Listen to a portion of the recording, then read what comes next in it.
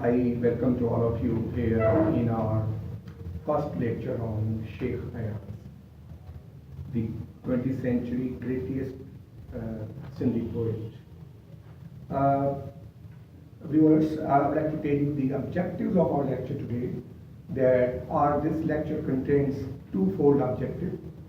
In the first part of this lecture, we will be talking about a brief introduction of Sheikh Ayaz, the greatest Sindhi poet of Sindhi literature. In our second part of the lecture, we will enlighten you on one of the aspects of the poetry of Sheikh Ayaz. Before we start, I would like to just tell you my brief introduction. My name is Muneer, and learning is my passion, teaching is my profession, and learning and teaching of literature has created my second identification. My English lectures on English poets are in audio are popular in Larkana city, and this is for the first time we have started the video online lectures for our international community to acquaint them with our Sindhi literary giants. So let me take you back to today's lecture. It is about Ayaz, Sheikh Ayaz. Sheikh Ayaz is the 20th century most popular, most beloved, most and highly influential poet of Sindhi literature. Ayaz was born on 2nd March 1923 and he died on 28th December 1997. Around 74 years of his life he lived. He was a versatile poet, a versatile individual person, the most learned poet in Sindhi literature too. Ayaz was. He was a poet, critic, story writer, prose writer, even translator. He produced even vernacular literature. Ayaz wrote his first couplet in the year 1938, and till death he had been associated with poetry. Such was the love for poetry of Ayaz. So he was a devotee of beauty, and he was a devotee of muse of poetry. And like John Keats, of British English poet, Ayaz lived for poetry. Ayaz was born for poetry, lived for poetry, and till death he composed the poetry, so he died for poetry too. To be very honest, I call Ayaz Prince of Sindhi poetry, and I have a reason to say that. I call him Prince of Sindhi poetry because after Shah Abdul Latif Bhittai, his poetry is most often quoted poetry among the youth in Sindhi literature too. And Ayaz translated young people's emotions in his poetry. Well, literature is always interpreted through many ways, from the social and political background, from religious background, and from the personal background of the poet. So in order to understand Ayaz, one has to cast a glance at the age in which he lived in. It is generally said about Ayaz that books, friends, external circumstances made him a poet. So Ayaz poetry is generally divided into 4 phases. We will be very brief because we have to touch the second aspect of our second part of our lecture, that is the concept of mortality in Sheikh Ayaz poetry. So the first phase of his poetry is that he composed revolutionary poetry, poetry of aesthetic saints, and he rebelled against the land grabbing system, and he raised his voice against the landlord system. He raised the voice against the tyrant system of his time and period. Ayaz wanted to bring the revolution in the society. So his first phase of poetry talks about the revolution too. The Russian communist revolutionary politician and political theorist Lenin And the 20th century, Marxist theory highly influenced, or Karl Marx, a German philosopher, highly influenced Sheikh Ayaz and shaped him as just a poet philosopher too in so many ways. Apart from this, his socialist bent of mind, chunks like the late Mohammad Ibrahim Joyo, Sobu Genchandani, and Hashu Keluromani. These were his very close friends who have always been associated with Ayaz. They also shaped, they inclined him towards socialism or Marxism too. Ayaz also contributed columns and articles and editorials too in one of the Sindhi magazine, published at that time called Pekadam Risal. Ayaz wrote editorials, stories, and poetry, and here in this magazine, Ayaz emerged as a good critic, and that too from a Marxist point of view. So his famous write-ups are of this age. Socho and Bhagavat, look the kind of a writer that he is. Socho, think and just rebel. Rolu Kalabade Member Lukhat. Now these were these prose writings of Ayaz during this period. As a poet, as a person, and as a member of society, Ayaz was sick of political wranglings, turmoil of his period in time. And he often mused over the question about himself, about his identity too, and who he was. So often he said that, for example, he said that, Ma ke raya, Allah ma ke raya, akelo aya, maru ranji medame, anya jatam keenati, shro aya, shaya, aya naya, sobinaya and samja. Now, in the beginning, he was unable to fathom, unable to understand who he was. And this happens naturally to all of us, that when we come to certain age, we start thinking about ourselves and who we are. Apart from this, to tell you more, that partition of subcontinent, Indo-Pak, left deep scars, woeful scars on Ayaz. And, the half of the resistance was left in other neighboring side of the country and half to his own motherland. The reason why, because Ayaz, had, his teacher, especially venerated teacher, Khiyal Das Fani, and his beloved friend and poet Narayan Shyam, he had to depart from them. And physically departing from friends is an acceptable thing for a later period of the time in the life. But mentally, getting them, departing from them takes years to cope with such things. So partition of subcontinent, Indo-Pak, left deep scars on Ayaz. Ayaz had to depart from his beloved ones. But good thing about this was that when India-Pakistan partition took place, that Ayaz got the company of his Urdu-speaking friends like Afar Siddiqui, Ilyas Ashiki, Nikar Previ, Hassan Hamidi, and Himayat Ali.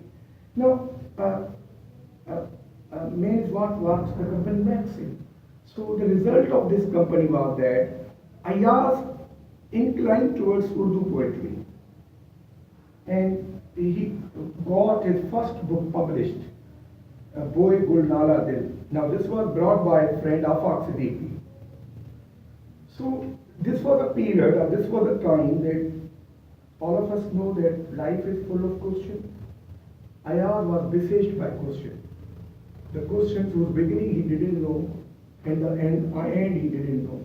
The questions whose even answers he didn't know sometimes. So this was a period that Ayaz, as a young man, he also composed the poetry of aesthetic saints. and romantic poetry of par excellence too. From now we would come to the second phase of the Sheikh Ayaz poetry.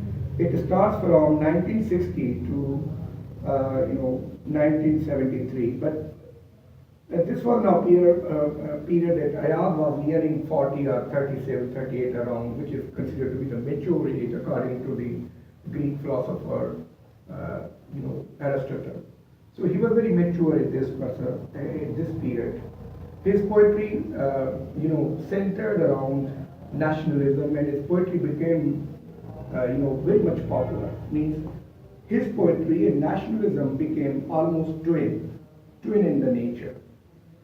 So what happened that what inspired him towards the nationalism was the dictatorial, state of that time, the government of that time, which took heinous attempts to erase the Sindhi language, Sindhi literature, even Sindhi poetry. Means Sindhi language, Sindhi literature, and Sindhi poetry came under a severe attack of the state machinery. As a patriot, as a son of a motherland, you have no other option except to go for the revolution. So Ayaz, started writing fiery poetry, revolutionary poetry that shook the very corridors of power. And his books were banned for reading by then dictatorial government. Now, how a poet can be a threat to political powers, its example can be quoted from the life of Ayaz. Ayaz was not a politician. Ayaz was neither possessing any portfolio. He was simply a poet, and his presence was a threat for the political powers. So, 1965 was the black year of Ayaz's life. He was held captive and put behind prison. And during this time, he composed this famous poem too, Narayan Shyam. This was a famous poem of this period of Sheikh Ayaz. Now, this was a period or a time that Ayaz's poetry rested on his national poetry. Thrice he was put into jail from 1965 to 97. Thrice. 3 times. And the result of this was that Ayaz became a different Ayaz. Ayaz, was the product of now his poetry and prison. And that catapulted him a lot. Became a national poet quickly. He became a national, an inspirational poet, a figure. And young people, he became very much famous among the young people during this period. Ayaz wrote his famous plays during this time, and I want to tell viewers that this was the first book, Muhammad Bharyaka, that was published in its first phase. And here, this second phase, this is the book, Keju Major Golio. And in this book, what we have, that we have 2 plays that Ayaz wrote, which were very famous, that catapulted him as a national poet too. And those 2 plays were Dode Sumre Jumot, Rani Kotaja Dharel, and opera Bhagat Singh Ke Fahi. Now, Bhagat Singh Ke Fahi, the opera, he completed it during his arrest in the prison house. And he saw a prisoner being hanged. Now, you can imagine that how much it can leave an impact. That if you saw a prisoner being hanged, it can leave a deep impact on you. So Ayaz was influenced by that event. Apart from this, this was a time that Ayaz was highly influenced by progressive movement. Now, what is a progressive movement? I would like to tell you all that progressive movement was a political, social, economical movement around 1923 and to 1933. World political, social movement, economical movement, and also a literary movement. Now, what is a progressive movement in literature? That literature must be produced for the progress of society. So Ayaz was highly influenced by this idea. Apart from this, that Ayaz was the believer in materialism. He was believer in the materialism, and what is materialism? Materialism is a view that everything actually exists is material or physical. Our tendency to consider material positions and physical comfort is more important than spiritual views. So here what we observe is that Ayaz was materialist first, materialist second, materialist third. Means he was only a materialist. And look at this couplet I'm sharing with you, and you can understand that how much he was a materialist. Ayo mort taruh mari vyo, jism thyo azad, mitti awal, mitti akhir, mitti zindabad. So this one is second phase. But also during this time Ayaz also wrote romantic poetry too. And he wrote a romantic poetry of par excellence too. And he believed in a physical concept of love. Who knows, he might have been inspired from the famous Australian psychiatrist, because Australian psychiatrist Sigmund Freud was also the 20th century, famous figure who believed in the physical concept of love. So Ayaz did not believe, unlike other poets of his age, in spiritual love. He believed in a physical love. And look this couplet. One gets, after reading this couplet, one gets the, one remembers the English poets like Lord Byron and John Donne too, who believe that body is the book. Now look this couplet of Ayaz. हर हकीकत का मथे आए मिजाज, हर इबादत का चंगू आए मिजाज. Sorry, let me correct that. हर हकीकत का मथे आए मिजाज, हर इबादत का चंगू आए शबाब. So this was his, this period. The third phase of Ayaz starts from 1973 to 1909. Means 1973 to 1919. So external and social events of this era at world level and at national level. East Pakistan got separated from West Pakistan too. So now what we noticed that Ayaz felt his fiery spirits diminishing, and he stopped, means he could not compose revolutionary poetry. Ayaz altogether changed. And during this period, this was a book in the year 1918, Larios Sijlakan, a collection of Wise was published. Now what is a Wise? I would like to tell my viewers that Wise is a conversational poem in Sindhi literature, and the recurrent themes are love and separation. What we notice in this period of Ayaz, that he was altogether changed. He was not that young man, not revolutionary, not fiery, not the one who was a talk of town earlier, even who was the most adored even poet by the young people of his period. Here we find the note of pessimism, the note of sheer sadness in Ayaz, and a reflection of inner deep pain often he went through. He had a gloomy view of life, and he contemplated over death. Look this couplet I'm sharing with you. Maut kaya sab maar, hunda ke hayat, kiya kaya kare. His mind was preoccupied with the concept of death. And in this period, Ayaz also questioned. What is he questioned? There were dead bodies lying on the road. But his pen had no ink to jot down the pains of tragic happenings of the people. Means he was a silent. A revolutionary poet he was. Here in this period, his pen was silent, he was silent. But in the year 1985, Ayaz broke his ice. He returned to the same Ayaz of the past that he was earlier, and began to compose the revolutionary poetry. In the fourth phase of Ayaz, we find that Ayaz turned to metaphysical, conceptions rather than to materialism. And the obvious reasons are this, that He was too much old, nearing 70 and 75 around he was. And apart from this, there was the breakup of Soviet Union, Soviet Russia too. And this, did deject him, did hurt him a lot. And look, this couplet, he said, "Wo Rus hoyo fanus, jiya, suah, visano je hane, abud tariko jaisa to vadikal fala aam the."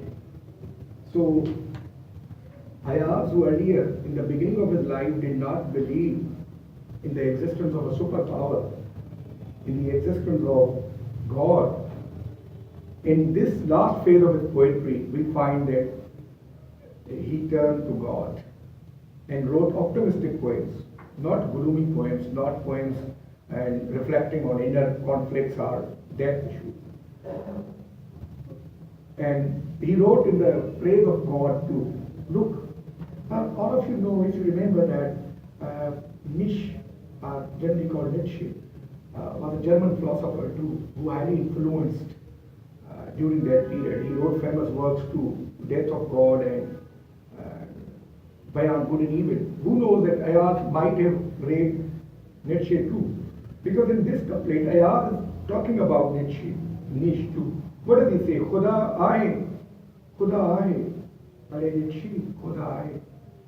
Agar a falsafi tu mukha pushid tu chak khamai.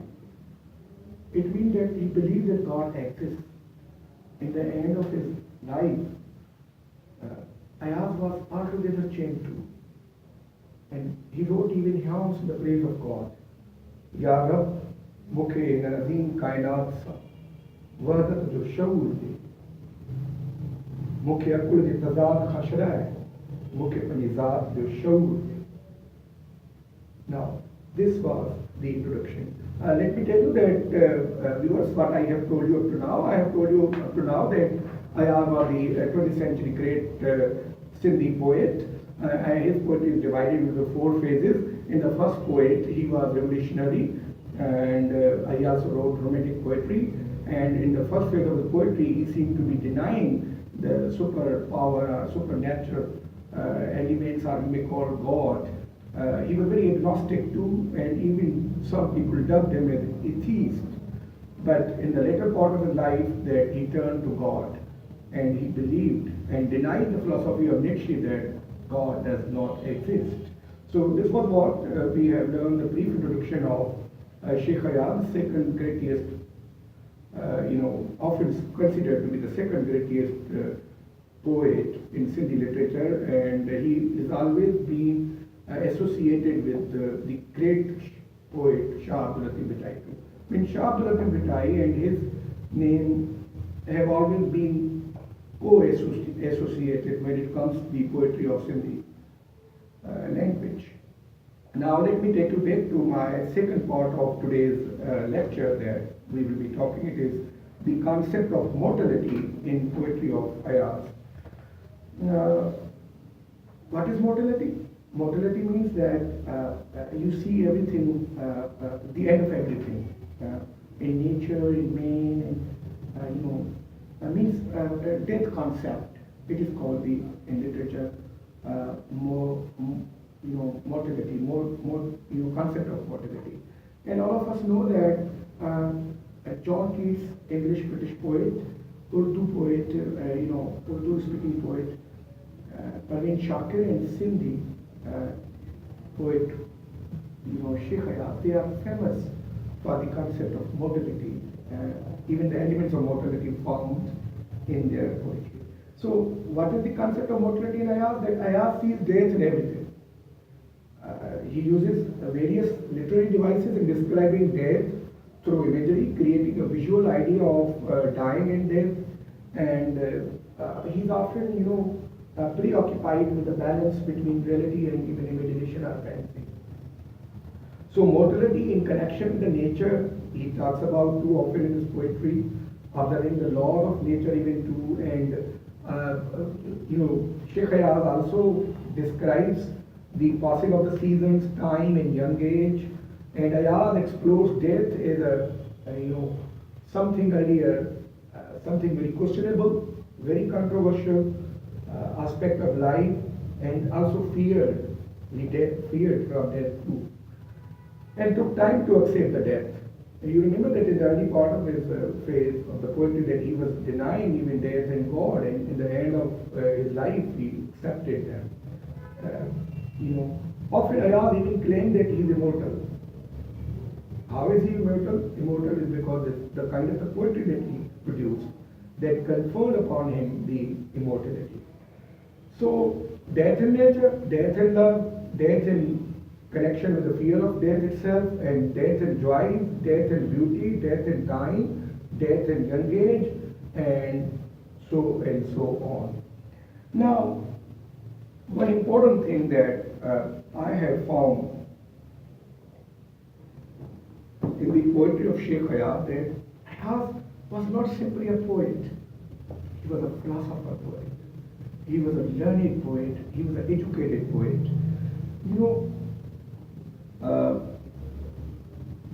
Ayaz first raises questions about the mortality of everything, from death to nature and everything. He asked questions, look this. Ali Ayaz did not know that how long the life can survive. Look this couplet. Ke jane hayati khara niyam yamha ya hayat abdi ya ghari alai ghurayam na. Look this couplet. Ayaz is longing for eternal life. Listen to God saying that if you could give me the life, could give me forever, otherwise not. And often he even pondered over the mortality of nature too. Look this line I'm sharing with you. Ki ogre tho and kiya lahe, ma shajana, ma shajana. Means in the beginning, Ayaz showed his innocence. Ayaz showed his,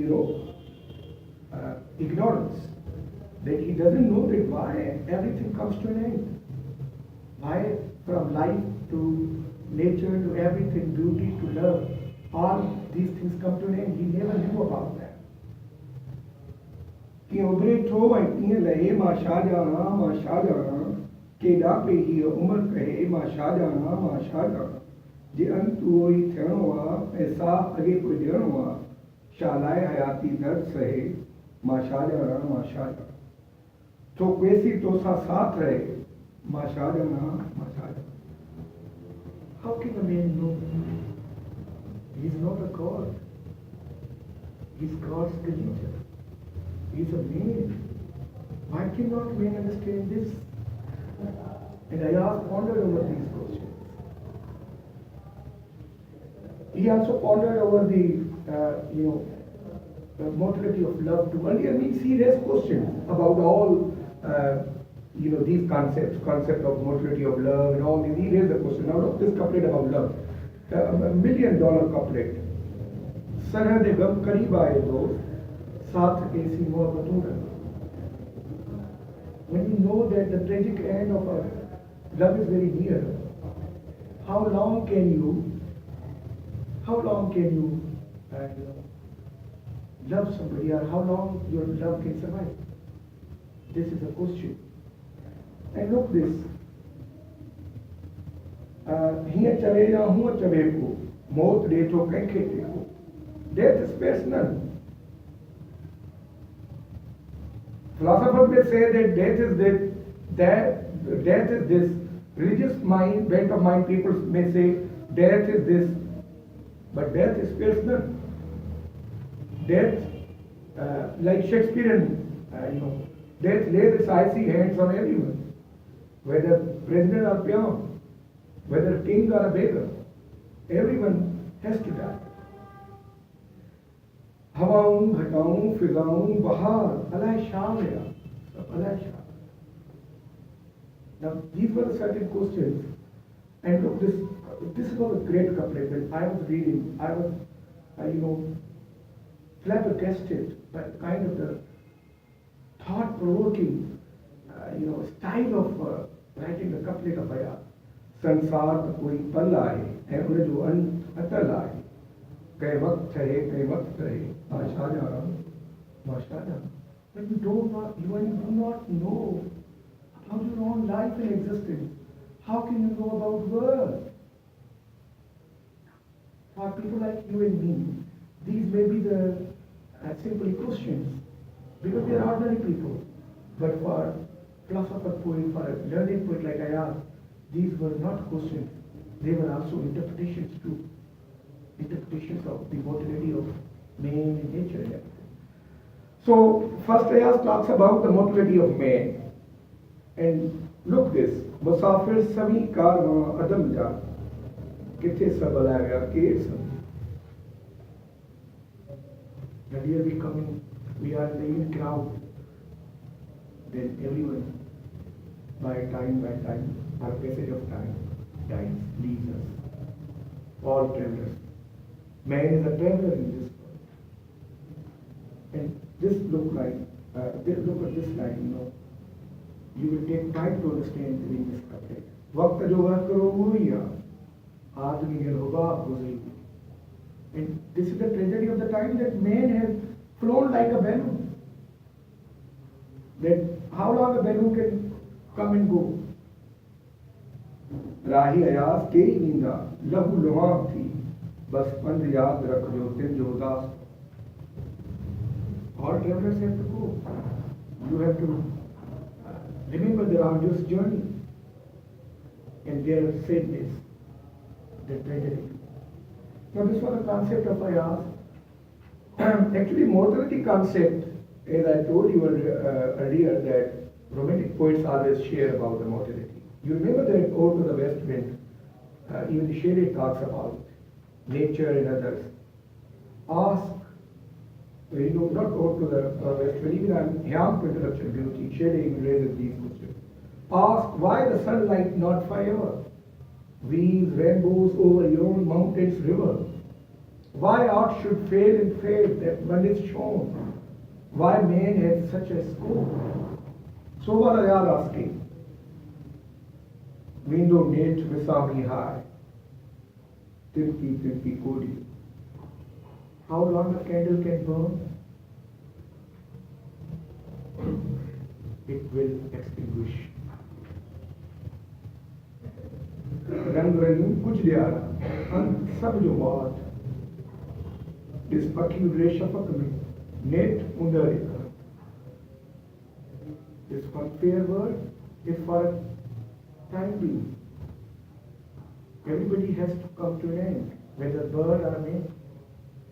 And you see also birds, they return back in the evening time, they return back to their homes. And when the evening of man comes, he returns back to his real home, abode, grave. Now, look these lines that I am sharing with you. I ask